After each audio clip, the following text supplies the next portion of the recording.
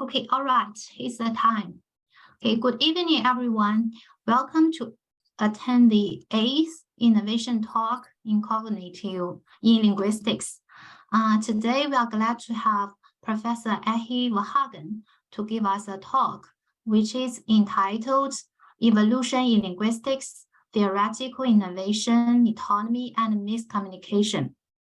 Before his talk, let me give a brief introduction to Professor Verhagen. So Professor Arie Verhagen is Professor Emeritus of Language, Culture, and Cognition at Leiden University. He previously held positions at the Free University in Amsterdam, the University of Utrecht, and Leiden University as Professor of Dutch Linguistics. From 1996 to 2004, he served as editor-in-chief of the journal Cognitive Linguistics. His grammatical work includes studies on word order, passive, causative, connectives, WH questions, complementation, and other construction types. With his 2005 monograph, Constructions of Intersubjectivity, Discourse, Syntax, and Cognition, he contributed to the social turn in cognitive linguistics. He has been a supervisor of several interdisciplinary projects on topics such as cultural evolution in human language and bird song, computational modeling of language acquisition and language change, stylistics, and dialogues.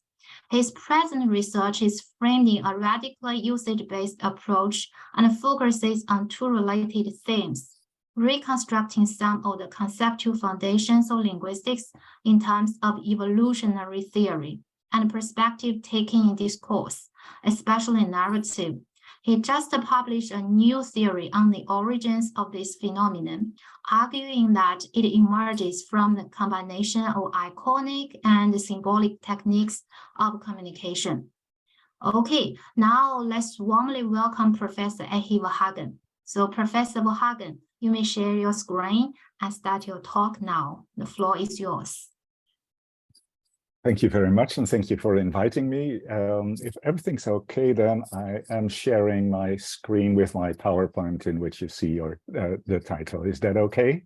Is that working? Okay, okay. Thank you again for the invitation, and today's talk is in the part of the reconstruction, sort of the foundations of linguistics, and in this case, in a particular combination. So we'll begin with a general story about language and communication, and then zoom in on the use of words and constructions in sciences and in linguistics in particular. Words and constructions, so for short, language items, any language item, are just one type of signals that people employ for intersubjective coordination.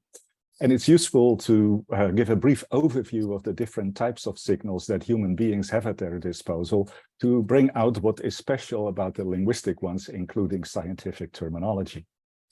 A very basic type of signaling is pointing. That is analyzed as a special human communicative device in several publications by Mike Tomasello, among others. By pointing to something in our shared environment, I make you attend to it so that it becomes an object of joint attention. And I invite you to make inferences about my motivation for this action based on our mutually shared knowledge. And our common ground. The signal is the same on every occasion of use, but the differences in common ground allow for different interpretations on every occasion. So pointing can mean hand me it, pick it up, watch out for it, do you agree this is funny, and so on. A second type consists of gesturing, including acoustic gesturing, images, and similar things. I can turn something into an object of joint attention, again, by presenting a simulation, and through that, invite you to make relevant inferences, again, based on common ground. In this case, we have a variety of signals, not just one, but the same signal still has various interpretations depending on the common ground. A picture of a dog can convey pet shop on one occasion and warning in another. My humming a melody as acoustic gesturing can be a question: who wrote this song? in one context or an instruction, try to imitate this in music class and so on. And then we have language items. These allow us to make something an object of joint attention by exploiting cultural conventions. The concept hammer is conventionally associated with the sound shape hammer in a particular community of people. In this case, we call them speakers of English, so that I can use that sound shape to make the idea of a hammer an object of joint attention if you and I both belong to this community. And the latter fact is itself, moreover, common ground. As in the previous case with simulations, gesturing, we have a variety of signals, but the same signal will have different interpretations on different occasions of use. So there's a general pattern here, depending on the specific common ground. My saying hammer may convey give me the hammer on one occasion or use the hammer on another, and so on. So we have these three types of signals, and all of them are devices that people use to make something an object of joint attention and thereby have their communication partner make inferences that allow them to coordinate their mental states and ultimately their actions. What is specific about language items is the fact that they are themselves part of the common ground of communicators through their belonging to the same cultural group, members of which share the set of conventions. Language items are thus historically evolved and community-bound, unlike the other type of signals. They are cultural coordination devices available to the members of a particular community, which are available to human beings, which are not available to human beings universally, unlike pointing and gesturing.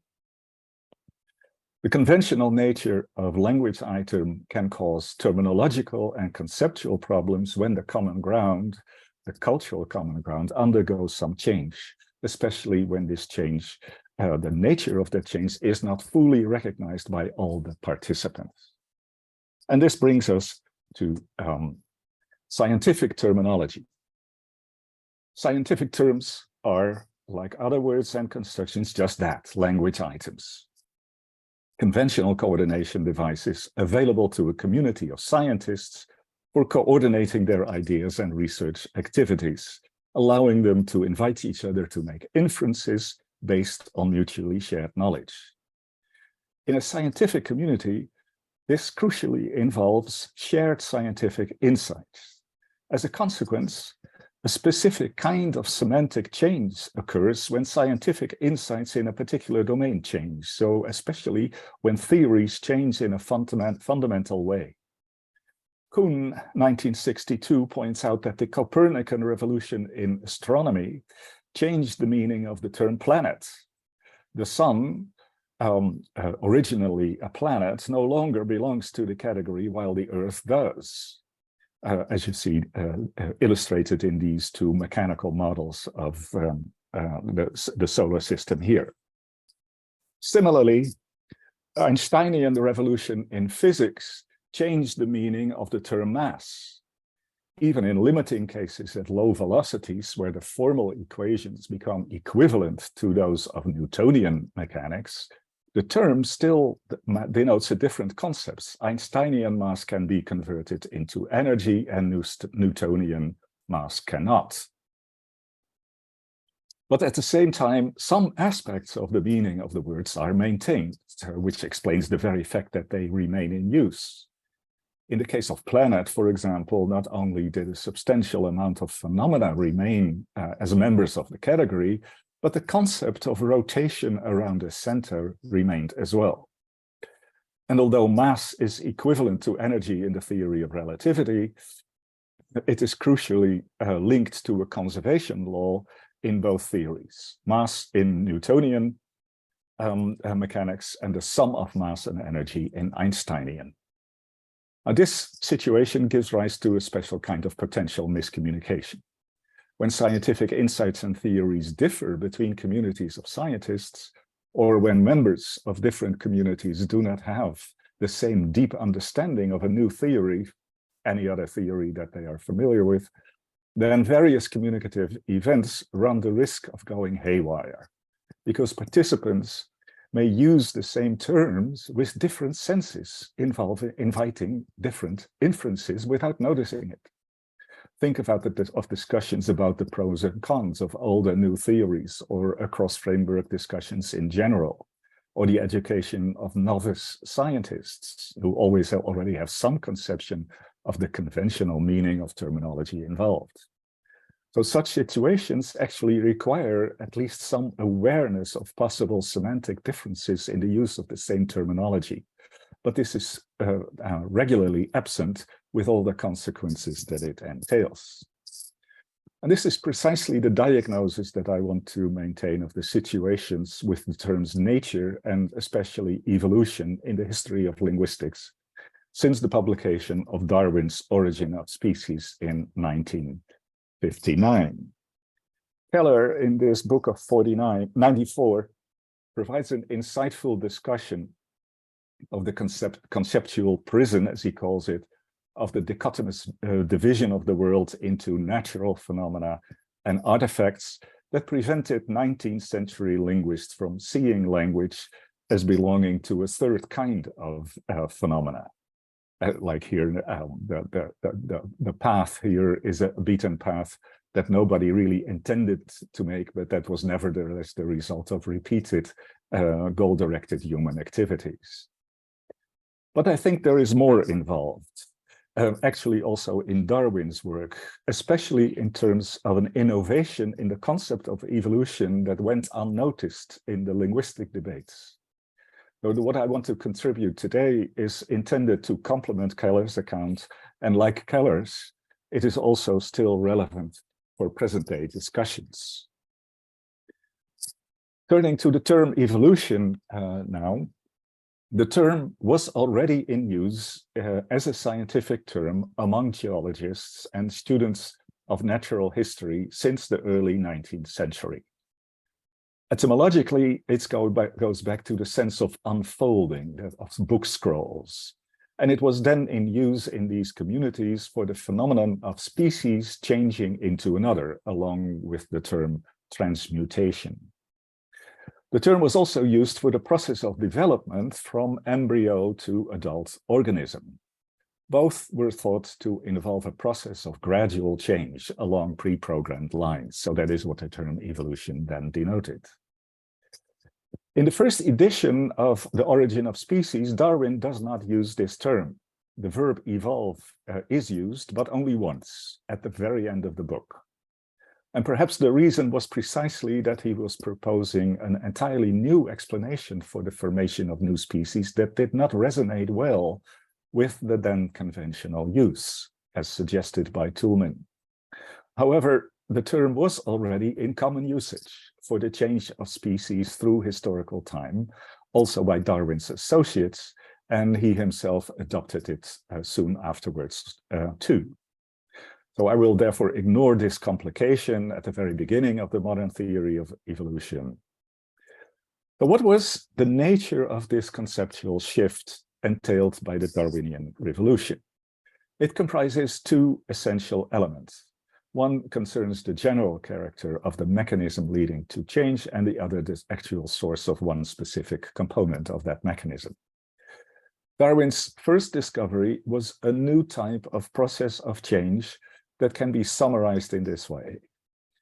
If we consider a collection, a so-called population of replica entities that is characterized by these three characteristics, features, we have variation. Members of a population are not completely identical. They're all a bit different from each other. And then second, selection. Some variants, say those possessing a feature F, have a higher chance of being replicated than those without. And heritability, these features, including F, are passed on in a replication relatively reliably. Offspring resemble their parents more than an arbitrary member of the population. What Darwin realized was that the frequency of a population of this feature F will then increase cumulatively as a mechanistic consequence of the combination of these three features. So that over a series of replication steps, call them generations, the relative frequency of F in the population will increase. In fact, As long as the situation underlying point 2 has selection is stable over time, the feature will ultimately become completely dominant in the population, however small a fraction had it initially, and however slight the differences in chances of replication. This is true for any collection of replicating entities that exhibit these three characteristics. This process of change can be characterized in terms of an algorithm. This is called Darwin's algorithm. And the repeated application of it produces a result, the final population, that is quite different in at least one respect from the initial one. The other discovery was natural selection. Darwin's second major conceptual leap was to realize that it was not necessary for the algorithm to work, that any agent actively performs the selection, as in the case of breeding, but that nature itself, by providing only limited resources, enforces a struggle for survival and thus selection, given that all populations of organisms consist of variants. And by the same token, this insight removed the idea of change along pre-programmed lines from the concept of evolution. The meaning of the term evolution thus got disconnected from its original sense unfolding completely as a consequence of the new theoretical framework that it became embedded in. In lexical semantic terms, what happened was that the meaning of the term evolution was that it started with a sense of process of gradual change and then acquired the specific sense of process of change characterized by Darwin's theory. The second sense is an extension of the first, the evolution sub D. And it's applicable in a special context, and it's in use in a specific community. The first sense does not disappear. It remains in use in the wider community, and thus also among the members of the particular community who are included in the wider one. And this state of affairs can be graphically represented in such a way. The heavy lines of the box indicating, there is no wider box here, excuse me. So in any case, there is a schematic sense. Somehow the slides got mixed up. Anyway, but you get the general idea of an extension and the rise of his schematic sense as a consequence of the two. They still are processes of gradual change. So that is what the two have in common, and the arrows here indicate that the schematic sense instantiates is instantiated into specific senses specific to different communities. So here we have a standard cognitive semantic representation of a polysemy, in this case of metonymy, related to of lexical items. Such a polysemy is quite common. It's a normal semantic phenomenon, and in general, not necessarily a source of communication problems, precisely because communication is an inferential process in which mutually shared knowledge, the common ground, remember the beginning, plays a crucial role. Words are just tools to trigger inferences that make sense in the common ground of the communication participants.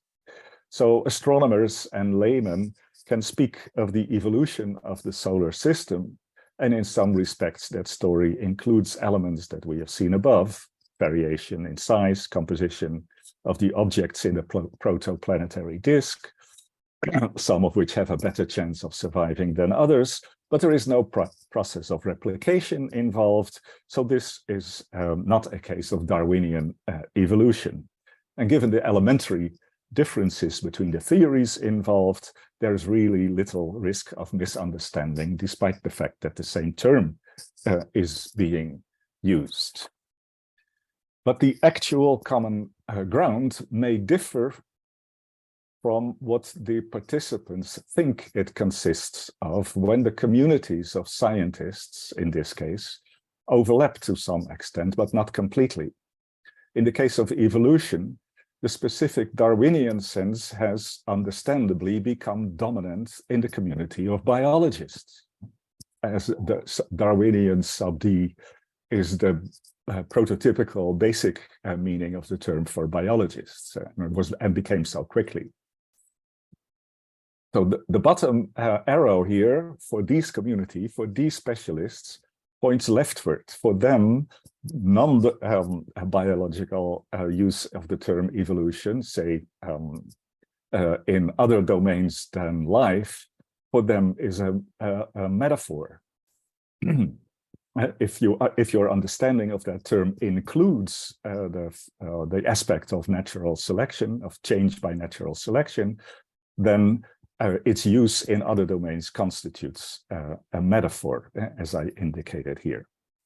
Not necessarily, no schematic generalized concept is necessarily included in this situation, but it may arise nevertheless when these different kinds of senses are to the knowledge of the members somewhat conventionalized. Now recall that Darwin's discovery consisted of two components: Darwin's algorithm and natural selection. The latter element, natural selection, was included in the title of Darwin's main work on the origin of species by means of natural selection. And the structure of the book presents the concepts of natural selection as complementary to artificial selection, breeding. It starts with a broad overview of breeding that is clearly intended to convince the readers that selection over several generations can and does produce new races of plants and animals. Once this has been demonstrated with a wealth of evidence, the idea is introduced that nature itself is a selective force as well. And here Darwin again demonstrates this with a wealth of evidence.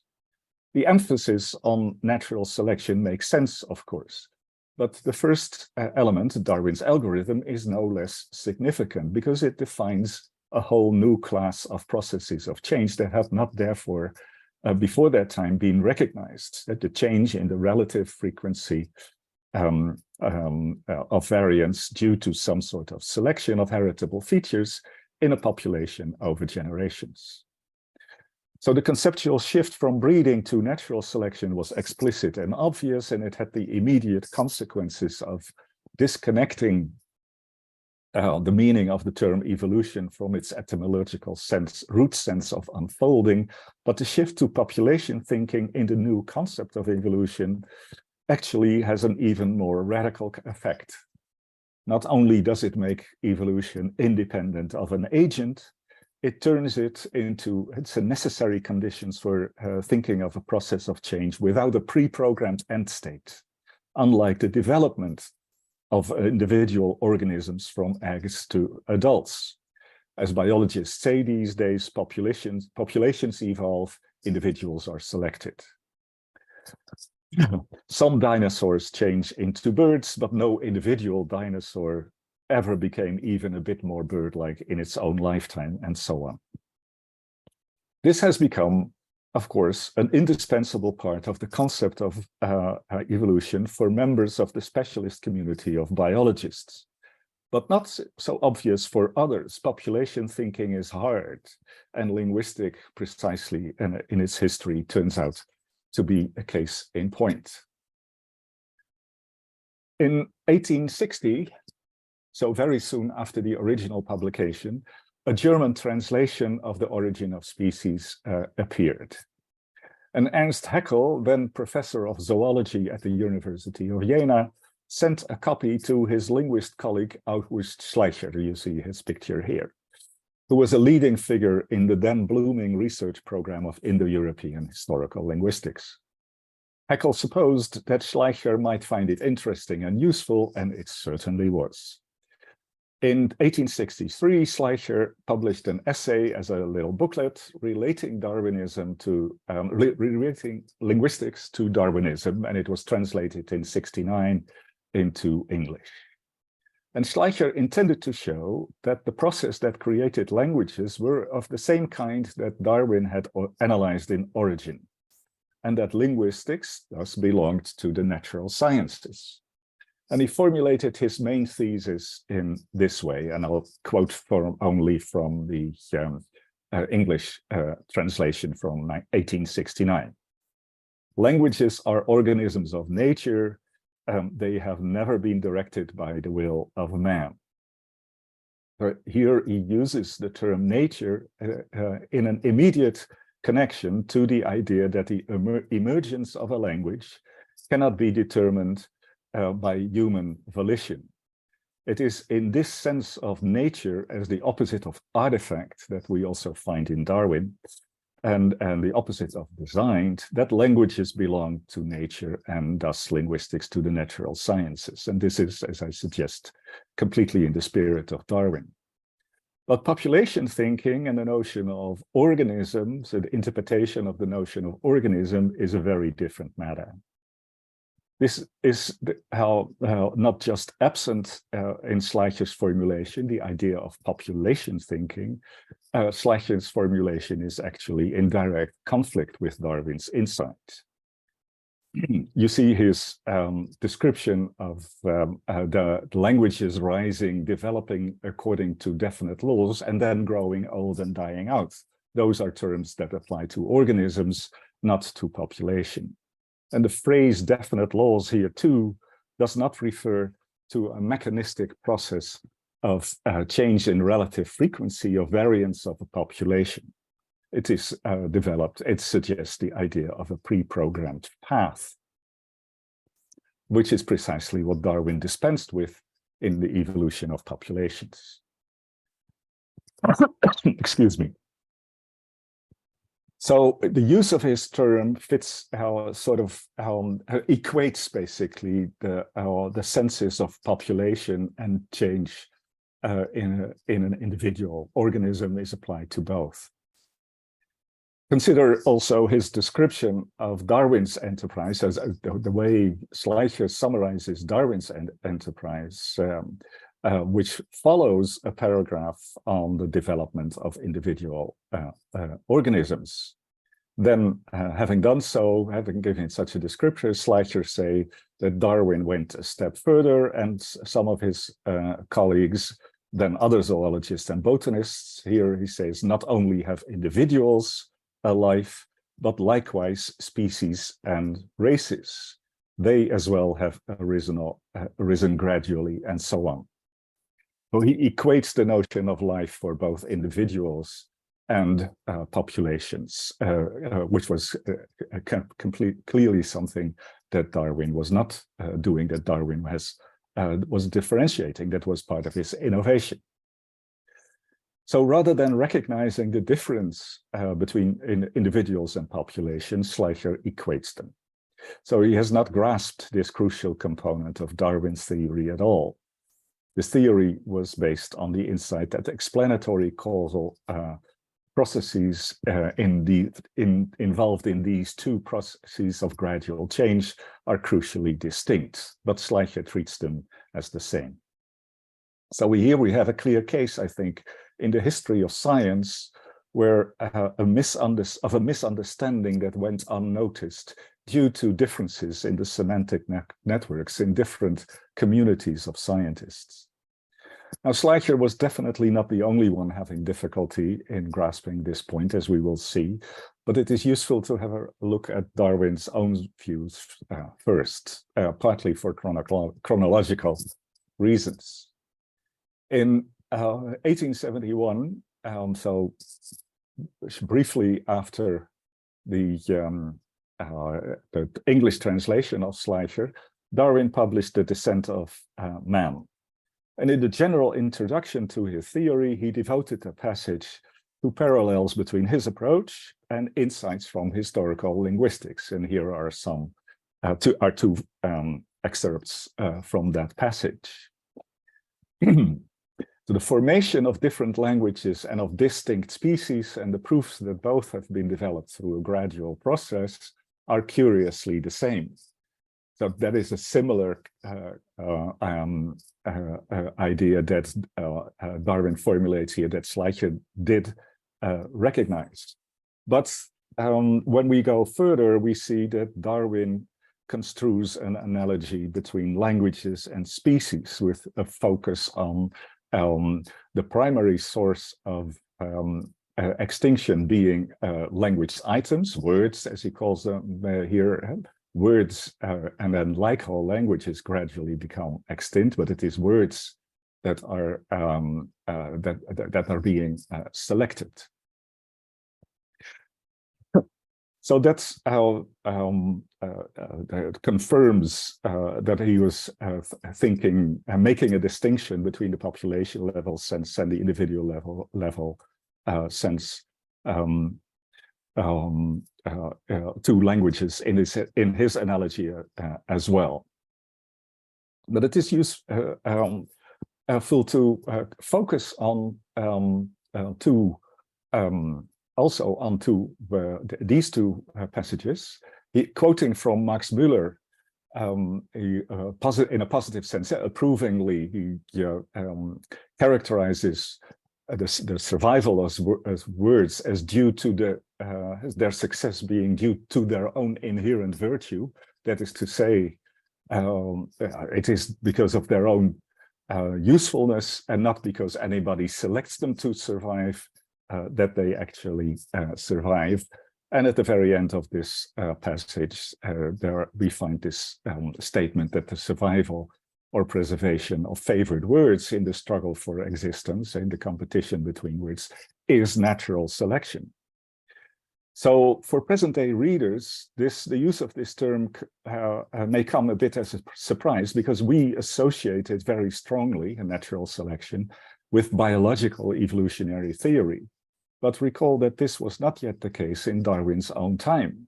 And as I mentioned before, the function of the term also in Darwin's work was to denote non-artificial selection.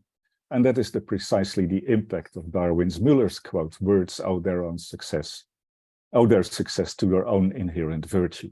It's not under human intentional control, hence natural selection. Now returning to linguistics, but again, still very much in the same time frame.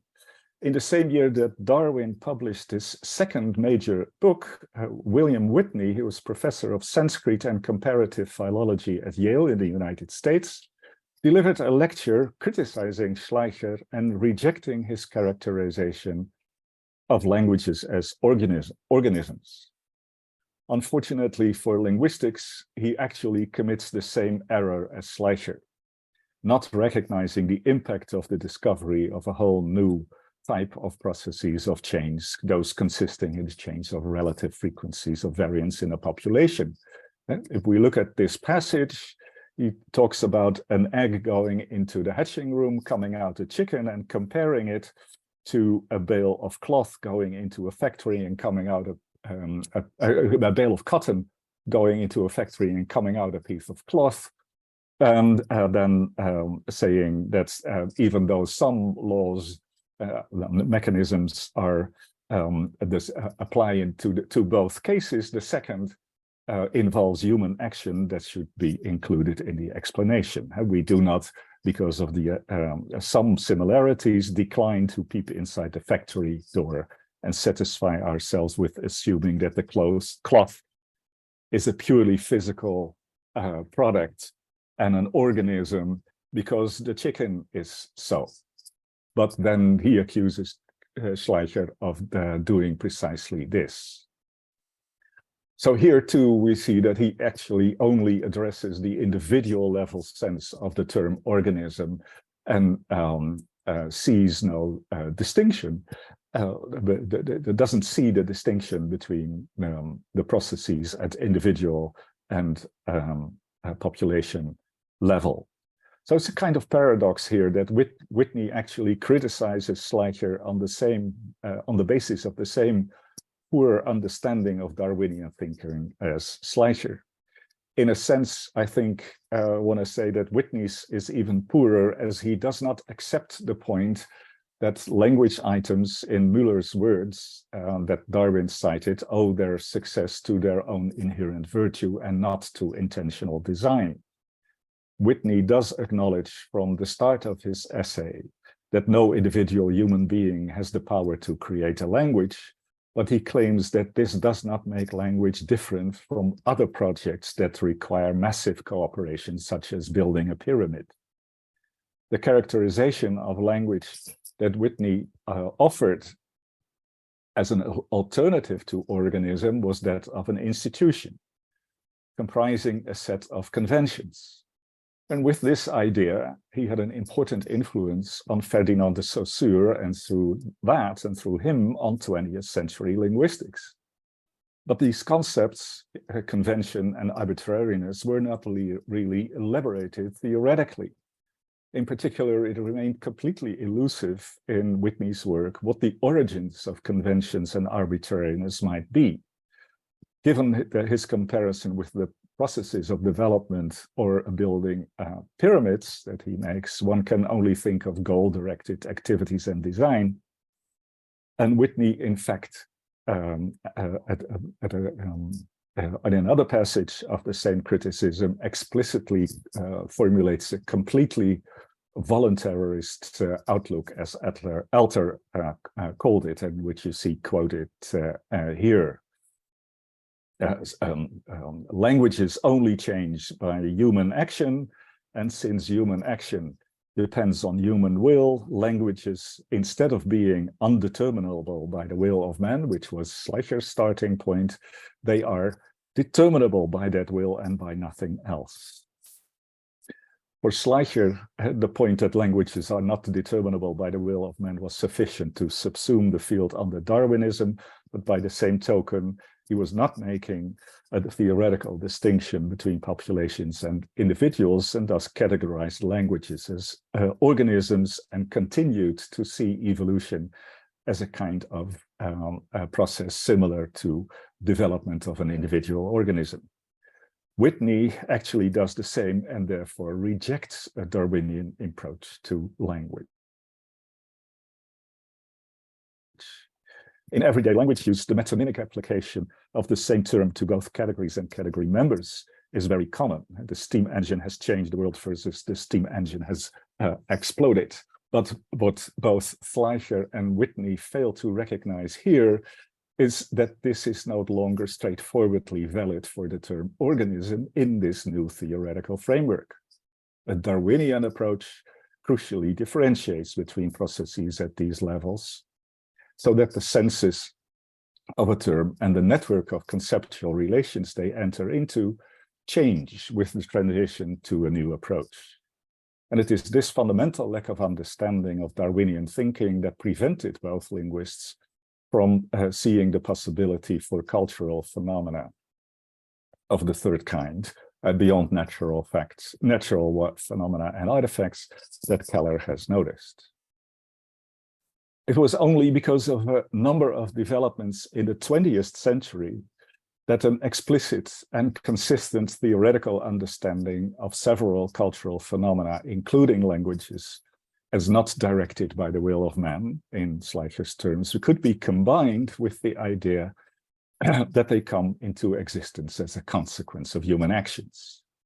These include evolutionary game theory, Lewis' theory of convention, the elaboration of invisible hand explanations by Hall and Keller, and the explicitly evolutionary account of language change in Crofts from the year 2000. These approaches all crucially involve the population level. Take something like traffic rules, conventions to keep to a particular side of the road or give priority to vehicles coming from a particular direction, and those things, they gradually come into being, that is, in common use, in a community as a result of various members repeatedly coordinating their choice of trajectories in a particular way and of observing other members doing so. This makes the frequency of a particular coordinative action gradually increase to the point where people start to expect it and behave accordingly because they know that they are expected to use it. Every individual action is goal-directed, but only on this individual level, to continue on one's way, to avoid collision, and so on. Nobody intends to create traffic rules that hold in a particular community, guiding and constraining the behavior of all individual members, and differentiating communities from each other. but they emerge nevertheless as a consequence of recurring coordinative activities. Such rules are thus not part of intentional human actions. Conventional signals, conventional signs, and conventional rules of language are another class in this category, like traffic rules, and these two are population-level phenomena. It was the lack of understanding of the radical innovation that population thinking implies that made the whole debate on Darwinism among prominent linguists in the 19th century ultimately fruitless. Certain semantic shifts involved in a new conceptual framework went unnoticed. Linguists, therefore, were not able to coordinate their thinking and their research using the new toolkit. And this may well have contributed, I think, to inhibiting linguists for more than a century to get a theoretical grip on the relationship between community and individual levels aspects of languages, including the historical dimension of that relationship. While the 20th century, as I mentioned, saw population thinking being applied to cultural phenomena, including languages in a conceptually more consistent way, this kind of thinking and what it entails are still not generally shared in the field. One still encounters, for example, statements to the effect that language change is not an instance of Darwin's algorithm but only a metaphor because languages are not organisms. Or conversely, that since language does instantiate Darwin's algorithm, it must be categorized as an organism, as a virus or symbiont, as you sometimes can encounter in the literature. In my view, this all means that some crucial components of the conceptual innovation, the Darwinian innovation, has yet to invade the entire population of linguists. And this is different from the situation in biology, where one can nowadays not become a new member of this community without a thorough understanding of population-level processes as causally distinct from individual-level ones. So I think it's useful, therefore, to mention some pieces of research and references that can support the further dissemination of this idea. A valuable and relatively short account is provided by Eva Dabrowska in an article in Cognitive Linguistics in 2020, Language as a Phenomenon of the Third Kind. She cites a variety of scholars and different schools of thought, representing different schools of thought, including some very recent ones, showing how widespread, simplistic, one-sided conceptions of language still are. Many see it as basically a cognitive mechanism in a person's brain or as a technology developed by a community. And even when both the social and cognitive dimensions of the phenomenon are distinguished, the relation between the two, the social and the cognitive dimensions, are very often considered to be a straightforward one-to-one mapping. Individual members' cognitive representations of their language converge on the same grammar. Not only does Dabrowska show how and why such conceptions are mistaken and misleading, she also demonstrates the existence of significant discrepancies between general regularities at the community level and the various representations that different individuals employ in understanding and producing utterances. And in doing so, she also demonstrates that not only by taking differences between processes and populations and in individuals on board, that it's only in that way that we can explain the whole range of observations, of observable linguistic phenomena.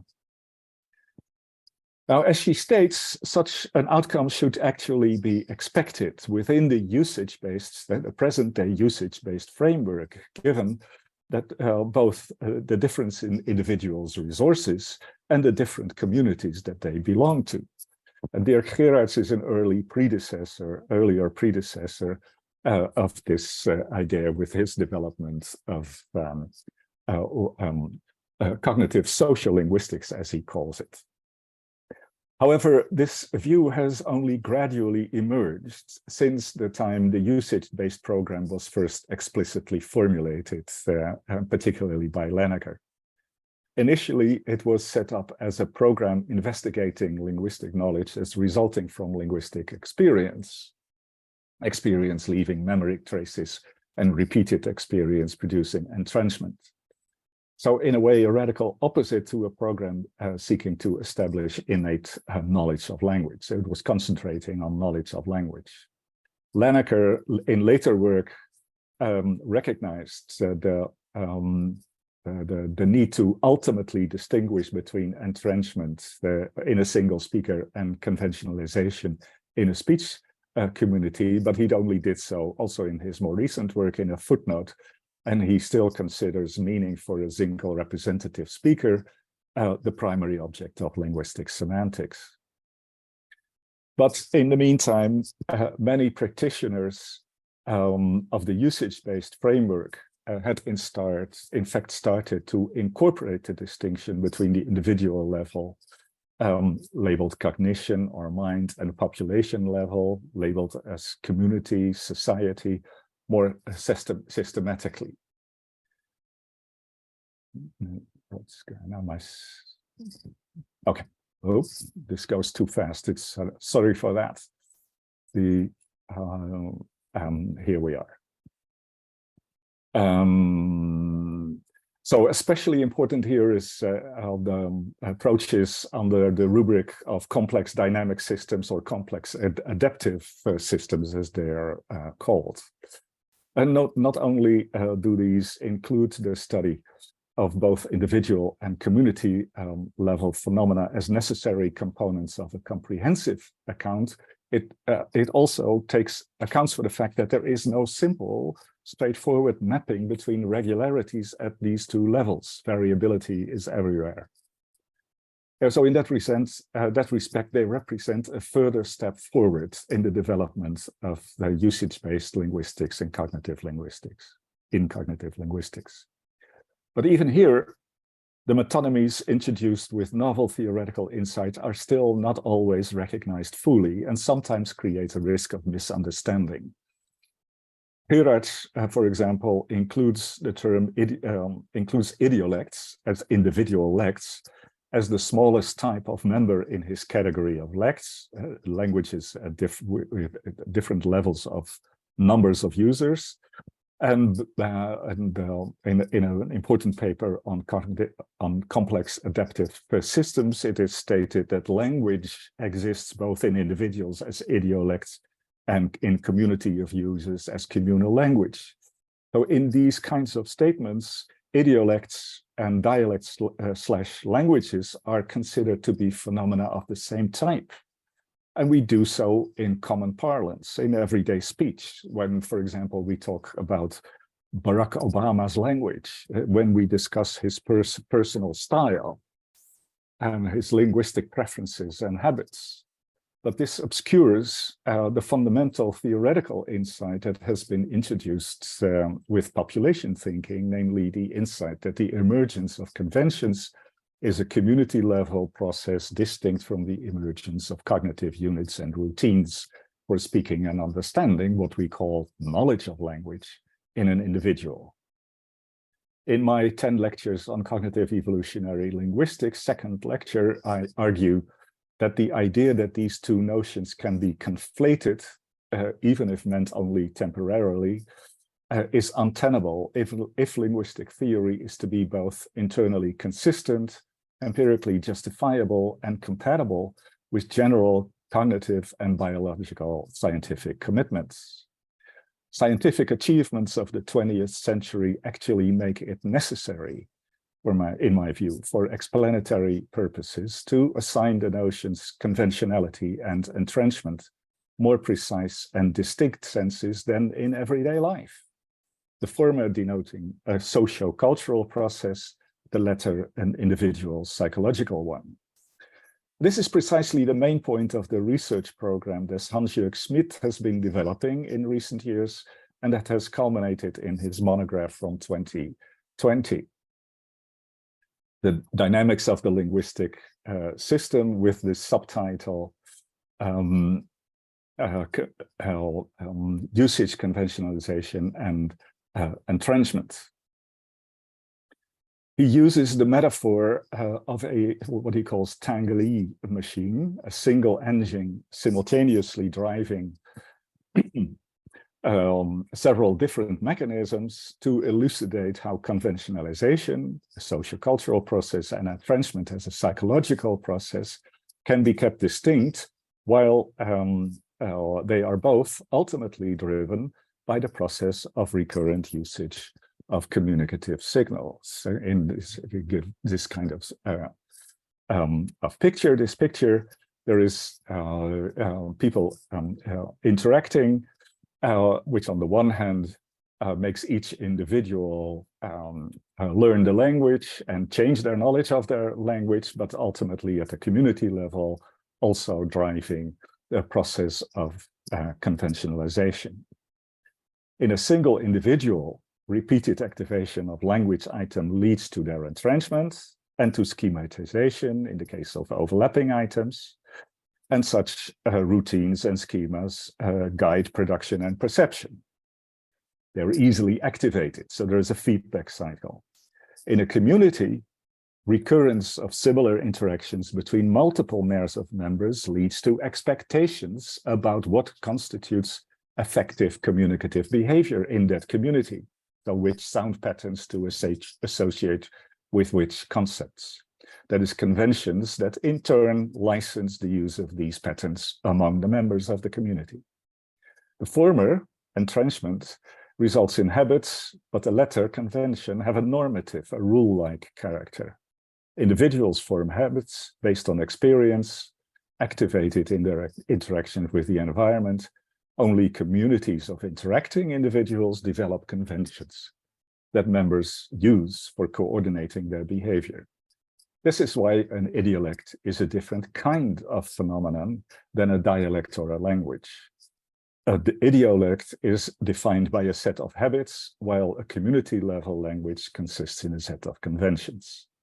A particular instance of behavior that deviates from one's habit is not therefore called an error, while it may count as such when it doesn't conform to a convention. One can make a mistake in using a community's language, not in applying one's personal style.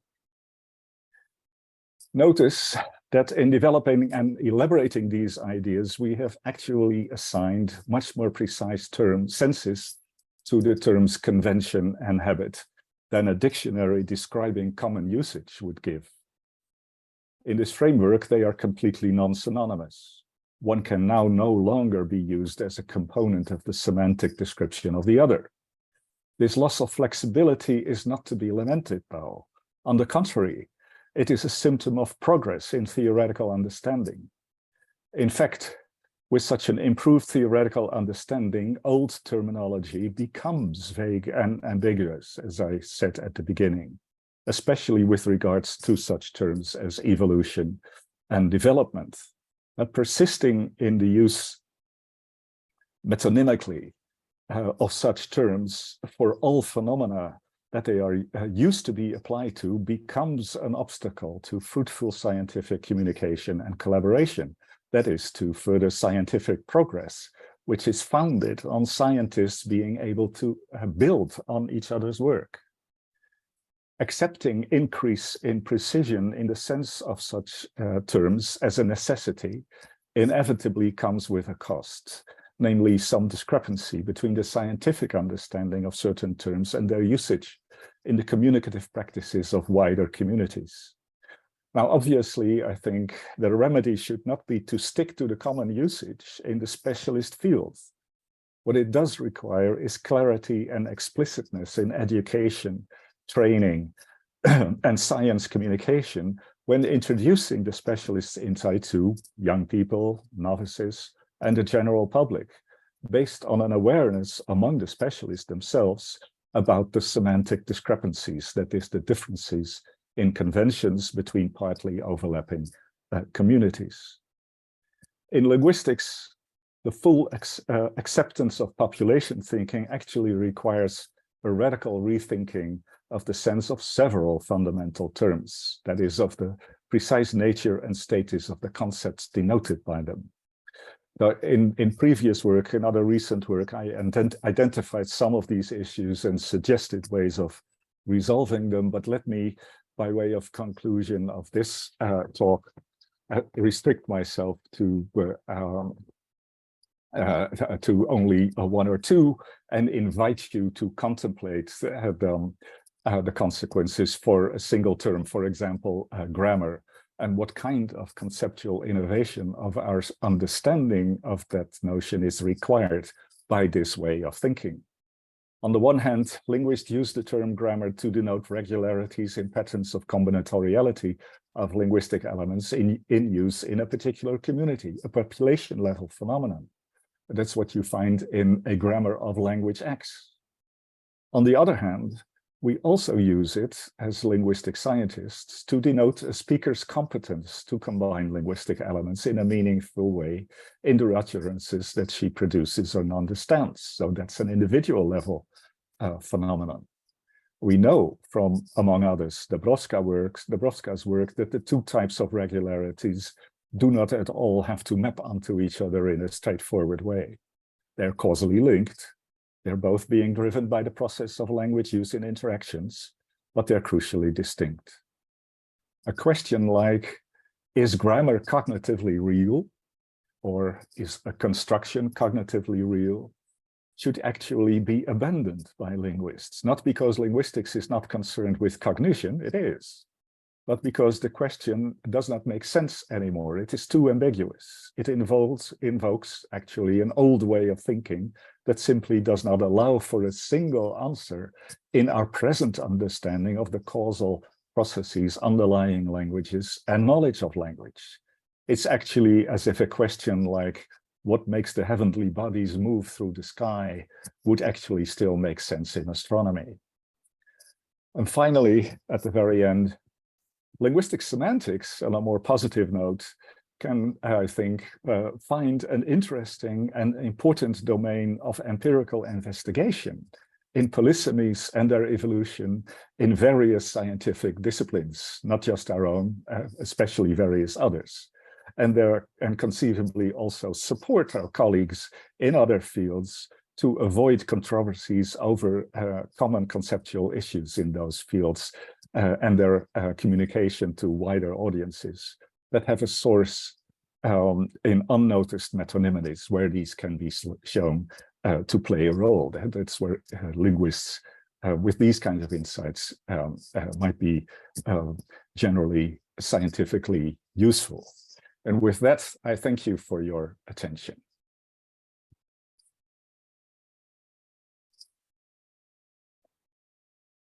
Okay, thank you. Thank you, Professor Verhagen, for your wonderful talk. So let me try to give a brief summary. Please correct me if I give something wrong. Okay, so with the talk, I remember, so there is one professor when he gave the 10 lectures with many terms, he once said, if there should be any law, there should be a law of scientific terms. Okay, I think this is a very suitable comment and a response to the talk. So, and in this talk, Professor Verhagen gave us a very clear picture of how those terms, scientific terms, becomes a quite sensitive issue in the scientific field. Especially for young scholars and young students, terms are really a tricky issue for us. And with that, he explained how give us certain examples of those terms which are used in a very unclear way, and some misunderstandings were caused. Even within linguistics, we have some terms which need to be further elaborated, such as conventionalization and also entrenchment. But with the usage-based approach, this phenomenon has become better, has been solved. The problems is going to be solved to some extent. Okay, I guess that's my summary. It's a bit hard to do that.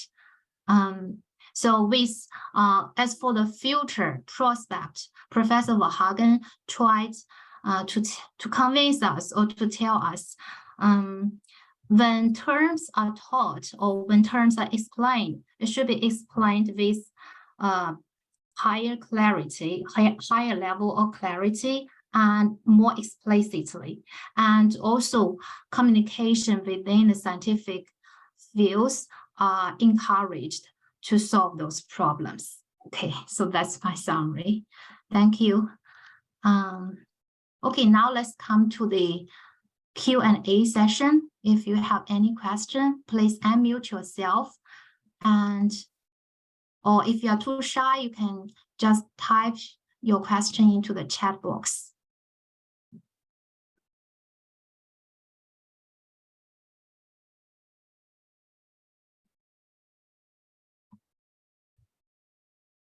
So one audience exclaimed, it's really hard to understand. Maybe this is a new topic actually for us, although we know terminology is a hard issue. We all know that, and this is a very new topic for us. Maybe I can come with the first question. Okay, go ahead. Let me take the chance. So as you have mentioned, linguistics has borrowed many, especially evolutionary linguistics, borrowed some terms from Darwin's biological terms, just like the word evolution. So in my recent reading, I noticed some scholars, they have used metaphor to try to convince the readers for evolutionary linguistics, computation is not the only thing. Maybe attraction is also a kind of mechanism for the emergence of certain species or the emergence of words or structures in linguistics. Okay, so maybe this is a little bit beyond the topic, but I'm trying to say, have you ever noticed, okay, the role of metaphor in using those scientific terms? I'm not entirely sure if I completely get the question. Metaphor and analogy have a very generally an important role in the development of sciences, and not only in cognition in general, but in sciences in general. Even in a very fundamental way, the whole notion of a scientific model consists in building an analogy between the phenomena that we want to describe and analyze and explain, and something that we already have an understanding of. You know, the solar system model of the structure of the atom as the nucleus and an electron circling it as if it were a planet circling a sun. That's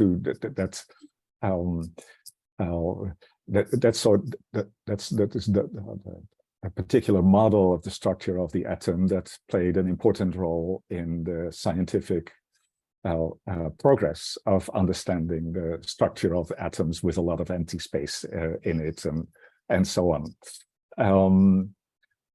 At the same time, it is still a model, a metaphor in the cognitive semantic sense as well, because it abstracts away from certain features. Even in the old understanding, when this kind of model was first used and introduced, it was never assumed that it was completely, but it was capturing important aspects of atoms that had to be explained. I don't know if that addresses your question at all, because I'm not sure if your question was on the role of the notion metaphor or the notion of the phenomenon of metaphor in the sciences. But analogies and metaphors, then they do have an important role to play. That's what I was been answering. But maybe you intended something more specific. Yes, that's exactly what I'm asking. So analogy plays an important role. And yes. I do believe that an analogy and metaphor too have a basis in very basic human cognitive and communicative capacities, namely simulation, iconicity, our cognitive ability that comes really amazingly easy to us to see similarities in the structure of different phenomena. Mapping certain abstractions, a certain abstract way of looking at one phenomena and seeing similarities between others. So iconic communication, in the lack of a convention, with the lack of a convention, we start making iconic simulations, and we are actually amazingly good at. It costs a lot more time. It's less precise and less efficient than linguistic communication, but we can get quite far with this structure mapping ability. Yes, I agree. Thank you for the explanation. Now in the chat box, we have a question or two questions. The first question is from Bin Shao, a professor from Zhejiang University. He asked, what is the function of metaphor and metonymy in linguistic theorizing? How to extract those metaphors and metonymies from corpus? That is interesting. Okay, so we just talked a little bit about metaphor, had the structure mapping, and in answer to your questions, so I'll leave that at that. For metonymy, the message of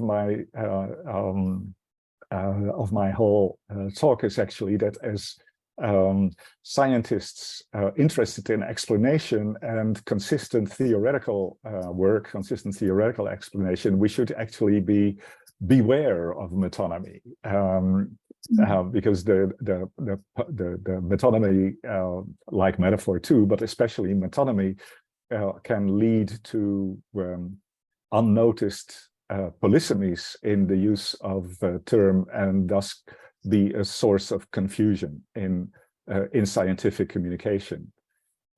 So while for metaphor, I see a very productive role in the development of new scientific insights, for metonymy, it's more or less the other way around, at least in the things that I've been looking at in this talk, but also in the history of sciences, that the discovery of new regularities or new models, or like Copernicus model introduced a polysemy in the term planet that was not there previously, because we all astronomers shared the same Ptolemaic model of the structure of the solar system. The term planet then became sort of polysemous in the community of astronomers until the point that everybody had reached consensus again a couple of centuries later on the Copernican model. So that there is, especially in these phases of transition, metonymy is a risk rather than an asset. Now, to the final question, how to extract metaphors and metonymies from a corpus, that is a hard thing to do. And there may be, with advances in artificial intelligence and deep learning, some possibilities to automate that process that was until recently unthinkable, where it completely required annotation by living linguists who annotated terms as being used metaphorically or not, or literally, that could not be automatically extracted. But with the large scale application of learning, of processing enormous amounts of data, also artificial intelligence systems can acquire now a pretty good sense of the contexts in which certain words are used, and thus be able to distinguish on the basis of a particular context between different senses, metaphorical, metonymical, and others of words in a corpus. But I'm not yet aware of any work that actually does that. But I wouldn't be surprised if computational linguistic colleagues can point to some of that kind of thing out there. Yes. Okay. That may be required. Is communication between linguists and also those. Yes, the second question is from Jin Junjie. He said, "Hi, Professor Verhagen, thanks for your wonderful lecture. My question is, in order to be more objective, some scholars suggest the demetaphorization should be advocated in scientific discourses. How do you think? What is your opinion on this view?" Not necessarily demetaphorization, but at least explicitness and rigidity in the use of terms, and especially terms that are fundamental to our theoretical insights. So to the theories that we have that play a role in the as explanatory factors in the phenomena that we study. Yeah. So there is no need to get rid of all metaphors. There is no in fact, models modeling is a kind of metaphor, is based on the same kind of simulative capacities, simulation capacities. So we couldn't do that kind of work without applications of that modeling and metaphorization capacity, but using the terms within theoretical work in a consistent and rigid way is absolutely crucial. Yes. Okay, thanks for the answer. Here's another question. Anyone want to unmute yourself? Yes, go ahead. Yes. Hello, Professor Verhagen. Hello. Hello. Good afternoon. My name is Sophia, and ich bin eine Studentin von Universität für Fremdsprache und Außenhintergrund. Freue mich. I have two questions, and the first one is, one of Darwin's famous law is survival of the fittest, and I wonder, what do you think of the survival of the fittest language? Who selects the fittest, and how metonymy works in this process? And my second question is, you showed a picture, and the conventionalization and entrenchment are on two poles. So why not the entrenchment is on the next level of conventionalization? Thank you. Okay. Right. Okay, that's a good. Yes. The first, as to your first question, the notion of survival of the fittest. Again, there is this interesting twist again, that in Darwin's work, the notion fitness gets a very much more precise sense meaning than in everyday language. Fitness is the the chances of surviving and reproducing, of having in the modern version, the neo-Darwinian version of evolutionary theory, the fitness is the likelihood of an organism to pass on its genes into the next generation. So that is a much more narrow version, given the role that the concept and the term plays in the theory, than in everyday language. And so, keeping that in mind, we can think about a language item as contribution to fitness as consisting of a number of steps. First of all, primarily, most directly, its usefulness for a user, for a speaker, to get their message across. The more useful an element is, and the less it costs in producing an understanding, in processing, to communicate what you want to communicate to your interactional, your partner in communication, the higher the chance that it will be used again, and thus will be reproduced in subsequent instances of linguistic utterances, right? And that that is remaining in usage means being repeatedly used. So in that sense, metonymy and metaphor and polysemy in general, and here we come to an interesting paradox between the object of study of linguistics and the role of terminology in linguistic theory. The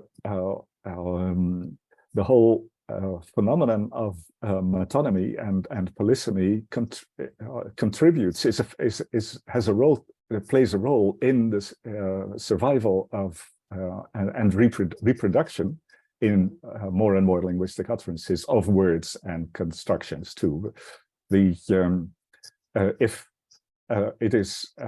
contributes to the reproduction of the word school or university, if it's not only used to refer to the institution, but also to the building where classes take place and so on. So we have a metonymy here, and that leads to the increase in usage frequency of that particular element, and thus to the chances of its surviving in usage in a linguistic community. So semantic processes of extension have a role to play in the increase in usage of particular items, in the general use of the language. So you have to think about the logic of Darwin's algorithm and what what it implies for the meaning of terms in evolutionary approaches, in evolutionary thinking, and then how to apply that to linguistic phenomena that will get you the answer to these kind of questions. I don't recall exactly what your second question was. I didn't take note of that. My second question is, you showed a picture and conventionalization and enchantment. Yeah. Okay, so let me go back to my, if my screen is still shared, this one, right? Yes, that's it. Yes. Okay, that's actually a good question. So why isn't entrenchment completely on the left side? So I take it that you mean that entrenchment, it's in turn would be driving the conventionalization process. Is that what you mean?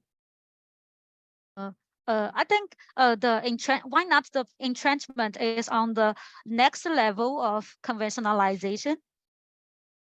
The whole idea here that this is the Hans-Jörg Smith's representation, but I completely agree, is to give you the idea of this single conglomerate of lots and lots of people talking to each other in a particular community that drives two different processes simultaneously.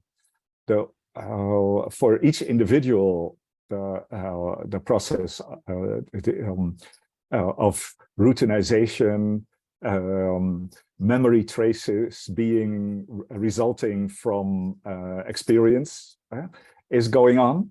That is the red process on the right-hand side here.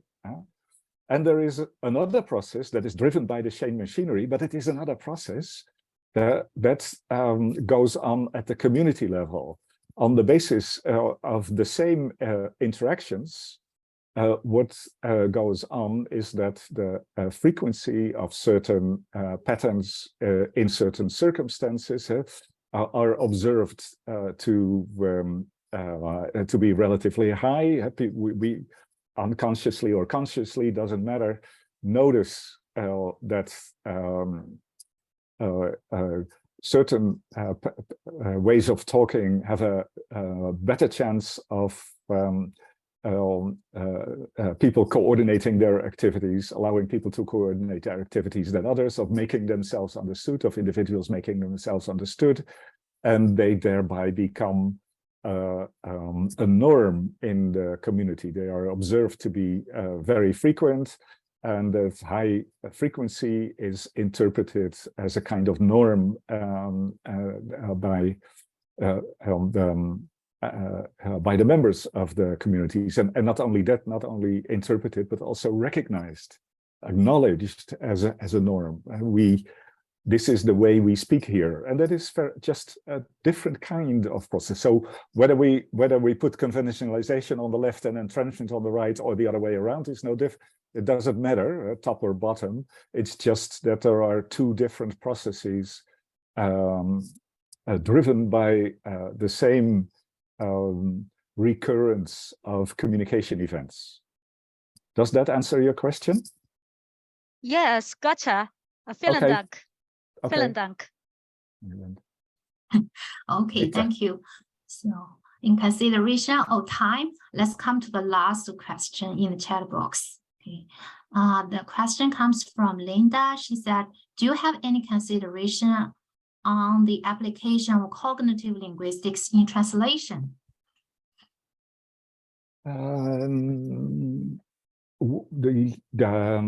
Not so much from my specific topic. In translations in general, it is of course quite important, and that maybe is a kind of take-home message from my talk. Yes, it still is. Namely that the awareness, the necessity of awareness of differences of semantic networks, of metonymies and polysemies, and their conventionalization or non-conventionalization in different communities, that is to say, in different languages. When we say in different languages, we in the approach that I've been developing, we basically mean different communities of speakers that share the same norms for how to speak and use the language in that particular group. So the examples that I have been giving, for example, of the misunderstandings between early adopters of Darwinian thinking in linguistics and actual Darwinian thinking among biologists, does indicate that differences in semantic networks of different communities, that is the different semantic conventions of what is conventionally associated, expressed by the same term, is something that translators should very, very much be aware of. Let me give one example. I published a paper on that in at 21, I think, on meaning. The term meaning is a single term in English, where you can talk both about speaker's meaning, what a speaker means, and what a word means, which has to be translated in different other languages, including Dutch, German, French. I don't know about Mandarin, with the different senses, with different terminologies. And if you're not aware of the precise differences in the polysemy networks of these different terms that only partly overlap in these different languages, you run the risk of translating wrongly. So okay. That is something. Okay. Thank you, Professor Verhagen, for your explanation and elaboration. And thank you for the questions from the audience.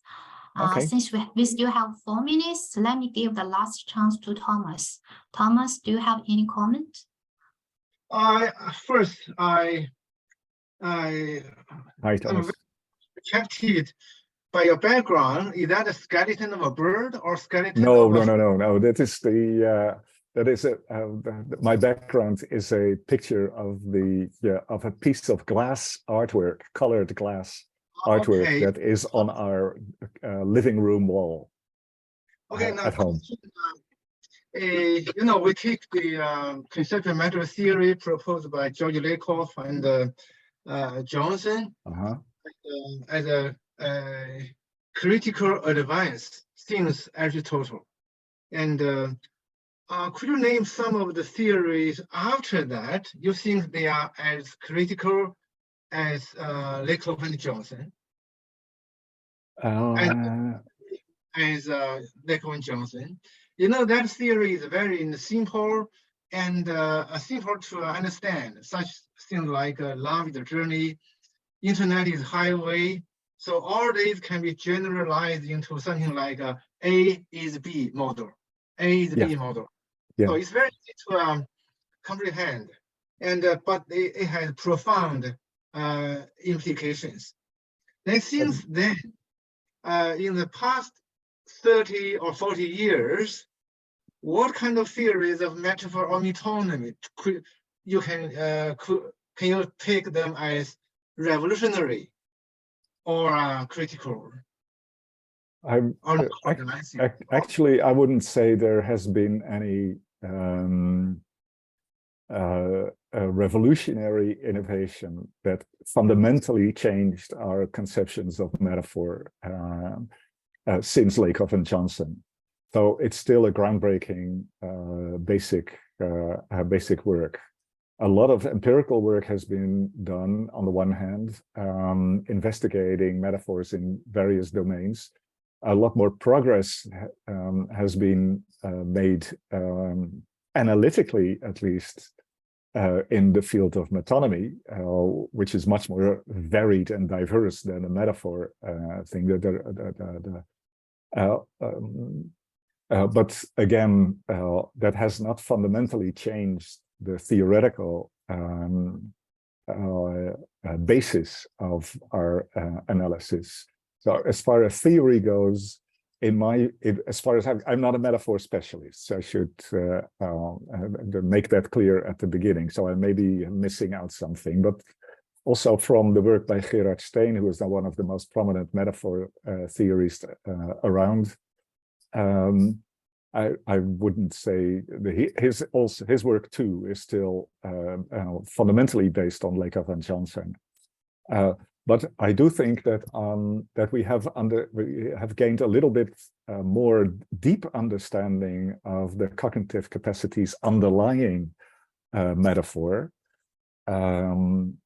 in the sense of it being a fundamental, broad and very productive, but still one kind of instantiation of our iconic capacities. And so maybe also in terms of neurological research, there has been some progress that some results that suggest that the human brain, unlike other primates' brains, has a specially hardwired broadband possibilities of communicating, of mapping some perceptual domains, one perceptual domain to another, and that seems to be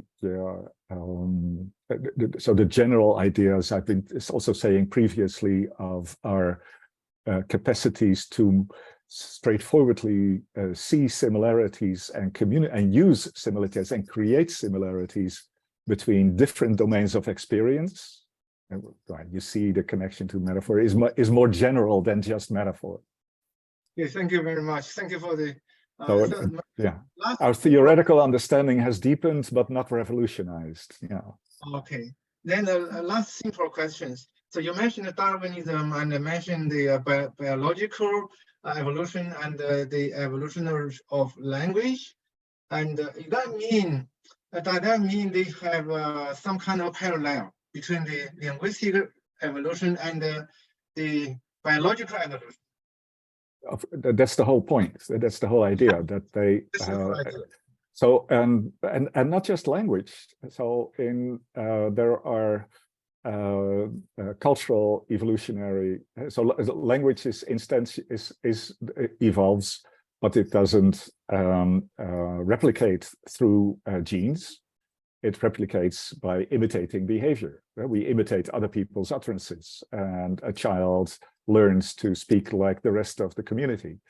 And that is the way words and constructions are replicated. But on the community level, they evolve thereby by transmission, by being transmitted culturally rather than genetically. Such similar phenomena exist elsewhere in the animal kingdom, for example, in birdsong. That's a different communication system, very different from human language, especially semantically. But it shares with human language the fact that it is not transmitted and doesn't evolve by genetic changes, but by changes in the transmission of behavior. Okay. That is learning. That is by learning. And there are also other instances, other parallels, as you call it, between. So Darwin's algorithm is indeed just that. It is an abstract algorithm that is that characterizes processes of change by a change of frequency of variance in a population of entities that replicate in whatever way. And there are many such things. In my book, in my 10 lectures, I give a number of other examples, including, for example, the story about the history of windmills in Europe, that were the construction of which were copied over and over the generations over time, and were gradually adapted to different circumstances in different parts of Europe by slight modifications of the original design of windmills. That's another parallel to. It's another instance of Darwin's algorithm. Yeah, I'm intending to suggest, another parallel in the biological evolution of human species.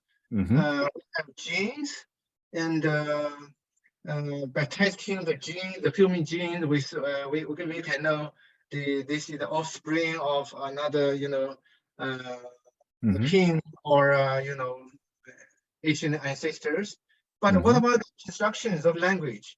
Can we also find similar genes for the evolution of sentences. You know, in Chinese language, we find some sentences they have undergone 3,000 or 4,000 hundred of years, years of changes, and so on. What can you claim about the genes of sentences? What motivates the Yeah. I think I got your point. Are you familiar with Bill Croft's idea of the linguine? A linguine.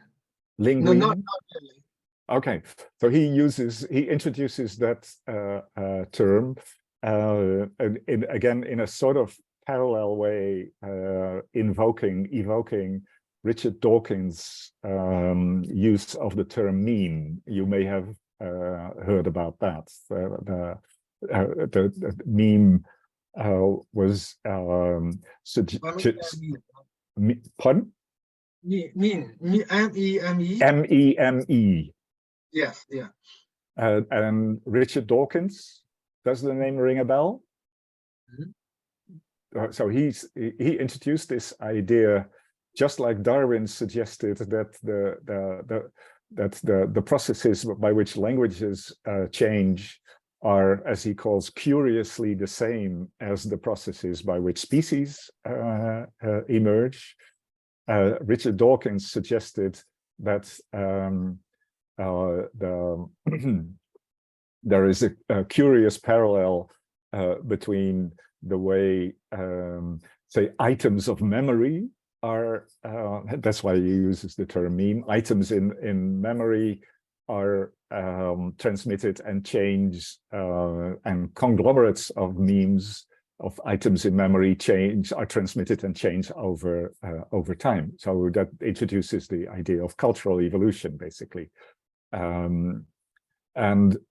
So precisely suggesting that that's doing the same. Now that has given rise to a whole field of cultural studies called memetics, that tries to understand cultural phenomena and analyze cultural phenomena as a process of descent with modification from previous memes that have undergone changes in transmission over the generations. And Croft, so any evolutionary story ultimately has to identify some units, some element as the units of replication. So what are the things that get replicated in a process? And the general term that Croft proposed for that was linguine, parallel to gene and meme, the linguine, and the whole collection of linguines, the pool of linguines consists of the entire class, the entire set of words and constructions, that is to say conventional signs, conventional linguistic signs, whether schematic or not, that are in use in a particular community of speakers.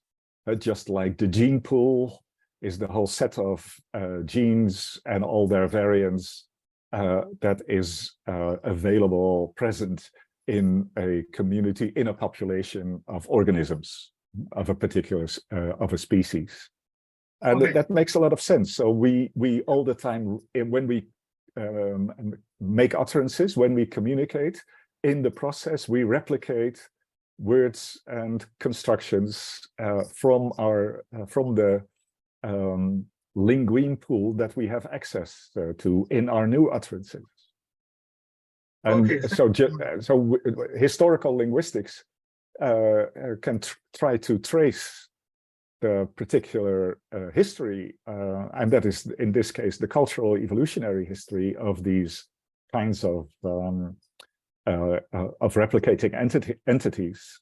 So then we get historical semantics in lexicology, for example, the diachronic semantics of the Gerards type, or grammaticalization studies, which is more about grammatical constructions. So today's lecture is a kind of advancement from one of your 10 lectures. Exactly. Okay, so this is a very enlightening lecture. We'll watch it again tomorrow. Okay. Okay. Send me the link to the recording. Thank you very much.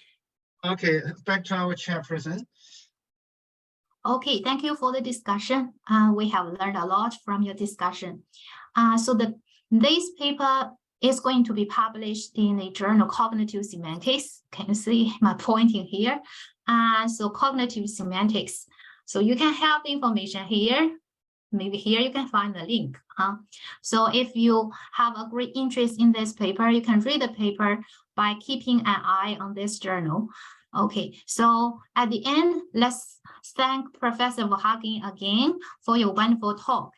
And let's say goodbye. Enjoy your day, Professor Verhagen. Thank you very much, and have a good weekend and enjoy the summer. Enjoy your weekend. Okay, bye-bye. Bye-bye. Bye.